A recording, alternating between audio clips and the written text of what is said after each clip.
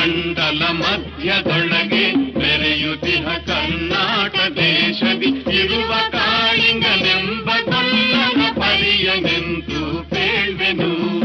ಎಳೆಯ ಮಾವಿನ ಮರದ ಕೆಳಗೆ ಒಳಲನೂದುವ ಗೊಲ್ಲ ಗೌಡನು ಬಳಸಿನಿಂದ ಕುರುಗಳನ್ನು ಬಳಿಗೆ ಕರೆದನು ಹರುಷದಿ.